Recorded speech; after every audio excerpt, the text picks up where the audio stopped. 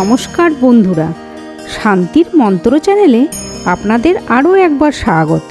আপনারা কি জানেন, পুরীর রথযাত্রার সময় নন্দীঘোষ রথটি প্রতি বছর একটি নির্দিষ্ট জায়গায় এসে কিছুক্ষণের জন্য থমকে দাঁড়ায়। কেন কোনো শক্তি সেই সময় রথটিকে এক চুলও নড়াতে পারে না? এর পেছনে লুকিয়ে আছে এক কিংবদন্তি ভক্তের করুণ আরতি এবং ভগবান জগন্নাথের ভক্ত বাৎসল্য। আজ আমরা জানব সেই মহান ভক্ত শালবেগের কাহিনী, যিনি প্রমাণ করেছিলেন যে ভগবানের কাছে জাতি বা ধর্ম নয়, কেবল প্রেমই শেষ কথা। শালবেগ ছিলেন সপ্তদশ শতাব্দীর একজন মানুষ। তার পিতা ছিলেন মোগল সেনাপতি এবং মাতা ছিলেন এক হিন্দু ব্রাহ্মণ কন্যা। শালবেগ নিজেও একজন যোদ্ধা ছিলেন, কিন্তু একবার এক যুদ্ধে তিনি ভীষণভাবে আহত হন।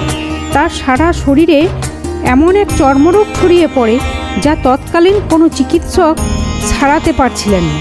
যন্ত্রণায় অস্থির হয়ে শালবেগের যখন মৃত্যুর প্রতীক্ষা করছিলেন, তখন তার মা তাকে বলেছিলেন, একবার অন্তরের সাথে সেই নীলমাধবকে ডাকো, তিনি জগতের নাথ, জগন্নাথ।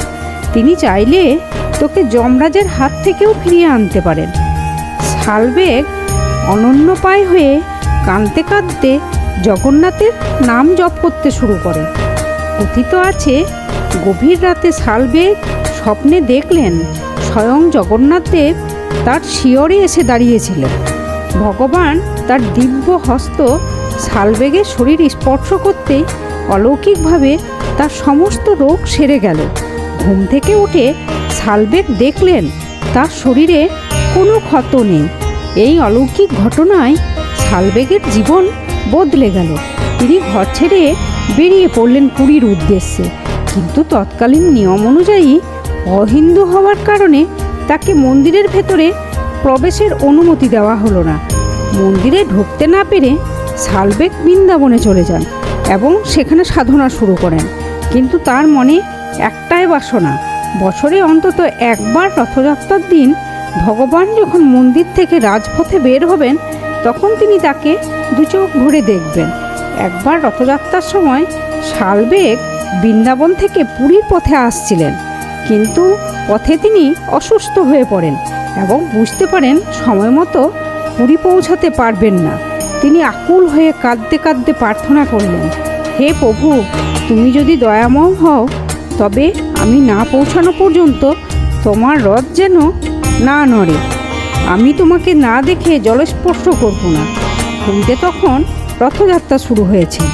বলভদ্র এবং সুভদ্রার রথ এগিয়ে গেলেও জগন্নাথের নন্দীঘোষ রথটি শালবেগের কুটিরের সামনে এসে হঠাৎ থেমে গেল।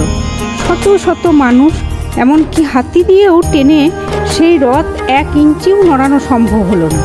অবশেষে দেখা গেল ধুলোবালিতে মাখামাখি হয়ে দূর থেকে দৌড়ে আসছেন ভক্ত শালবেগ। তিনি আসতেই রথ আবার সচল হলো।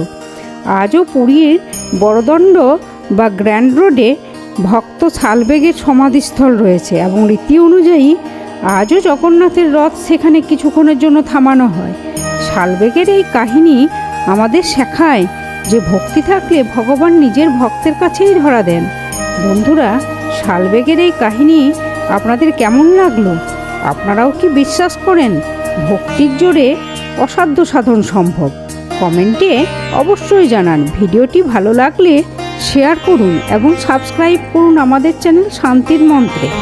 দেখা হবে পরের ভিডিওতে। জয় জগন্নাথ।